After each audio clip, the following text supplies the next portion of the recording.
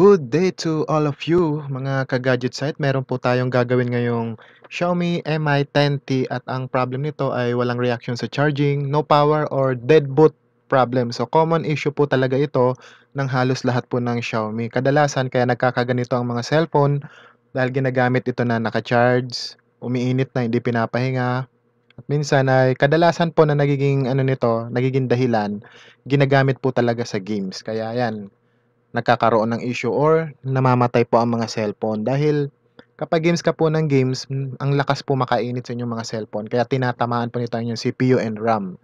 So ito nga, ginagawa ko na dito itong MI10T na 'to at ang solution po nito ay reballing po ito ng RAM and CPU. Pero depende pa rin po 'yan sa gagawa kung paano niya i-check kung CPU nga ba talagang sira. Ito kasing MI10T na 'to ay na-check ko na po ito bago ko gawin at kung napapansin po ninyo dito ay tinatanggal ko na ang RAM and CPU po niya. So ang gagawin po diyan hindi po yan papalitan kundi yan po ay ire-reball lang po yan. Dahil ang mga bola lang naman po diyan ang nagka-crack or natutunaw kaya nagkakaroon ng malfunction. Dahil po yan sa init. Yung init po talaga ang pinakadahilan diyan kung bakit nagkakaroon ng defect or problem ang mga cellphone lalo na po itong mga Xiaomi na halos lahat ng naka-Xiaomi ngayon, alam na po talaga nila ang common issue. So, panoorin po ninyo ang full tutorial po natin, ang full video na 'to kung paano natin binubuhay ang deadboot phone. So, ang model po na 'to ay MI10T, deadboot problem po ito. At sa mga magpapagawa po ng mga cellphone diyan, kung anong sira, direct PM lang po kayo sa aming Facebook page dahil doon lang po kami nakakapag-reply. At madalas po ang reply po namin ay halos gabi lang po talaga lagi kasi kapag umaga hanggang hapon ay hindi na po kami nakakapag-reply dahil busy na po kami sa shop dahil marami kaming ginagawang phone at halos oras-oras po may mga dumarating po na unit sa shop namin na ginagawa namin. Kaya yon gabi lang po talaga. Pag out namin sa shop, tsaka lang po kami nakakapag-reply ng tuloy-tuloy po sa inyo. Pero kung meron kayong mga katanungan sa repair, mag-iwan lang po kayo ng message sa aming Facebook page po para 'pag nabasa namin magre-reply po kami agad. Ang Facebook page po namin ay Gadget Site po, TikTok account Gadget Site din po. So message lang po kayo then 'pag nabasa ko 'yan ay magre-reply po agad ako. Pero gabi nga lang at pasensya na po kayo kung medyo, matagal ang mga reply namin dahil lagi po talagang busy. So gabi, 'pag gabi lang dire-diretso na po ang aming mga reply. So thank you po mga ka-Gadget Site. So watch the full video para malaman po ninyo kung ano ang ginagawa para buhayin po ang isang deadboot issue problem ng kahit anong cellphone basta related po sa RAM and CPU.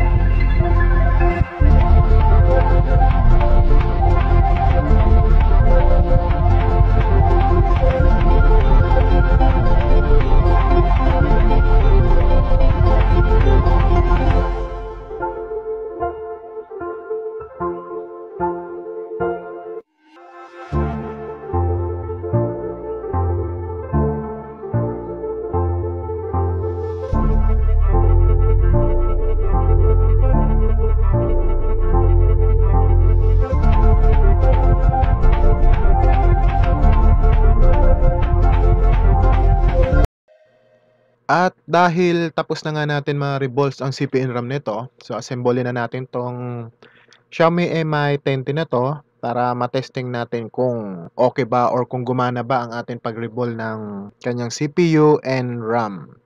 So, hindi na muna natin 'yan itatakip o itotornilyo lahat para ma-testing. Charge na muna natin kung gagana. So, ayan naka-charge na siya at 'yan nag-power na nga po siya dito, nagpakita ng logo ng MI.